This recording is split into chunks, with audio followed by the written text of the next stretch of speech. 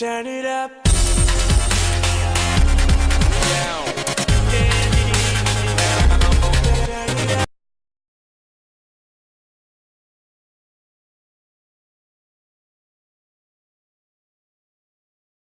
The Moto E, and on the back of the Moto E there's a Motorola signature dimple, and we have a 5 megapixel camera on the back.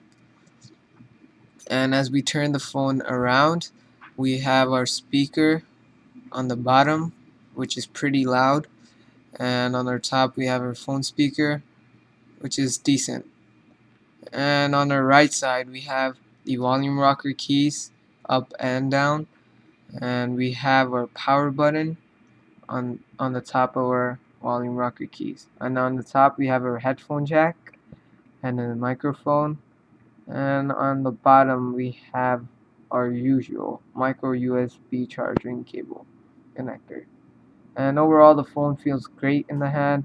The power keys in the right position, and the dimple really makes the phone feel great in the hand, so we can rest our finger there. Moving on to the display of the phone, it comes with a 4.3-inch screen, and with the pixels 540 times 960 pixels, comes in with 256 pixel per inch. Moving on to the software of this phone, it runs pure Android KitKat, and the software runs pretty smooth on it. It runs flashy smooth, and there's no lag in between going into settings and stuff. This is planned to upgrade to 5.0 Lollipop, and it's running 4.4.4 KitKat at the time of recording. And the software feels pretty smooth going to apps and coming out of the apps, going to app drawer.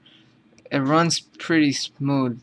The only time you would see a lag or delay is when you run games or like high-end apps.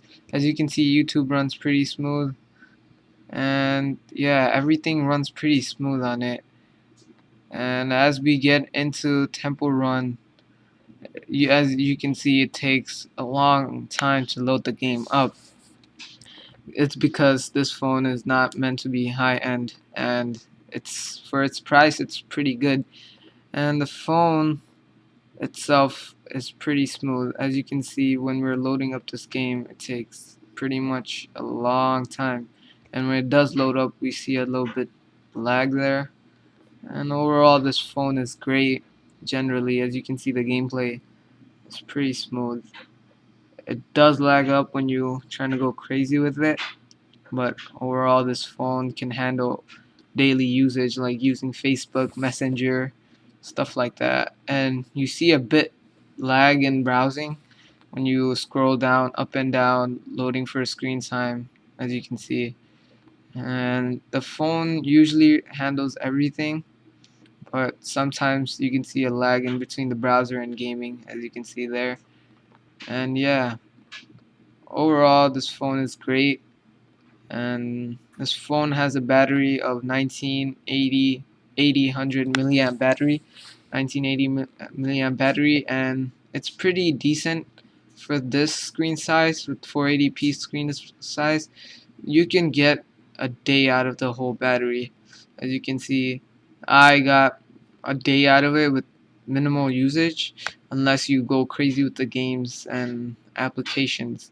But checking Facebook, email once in a while can get you the phone through a day. And it does have a built-in software battery saver, which does save you 15 more minutes of the battery, but overall you can get through a day. Overall this phone is great, and I would recommend it to everyone that's trying to get into the smartphone community.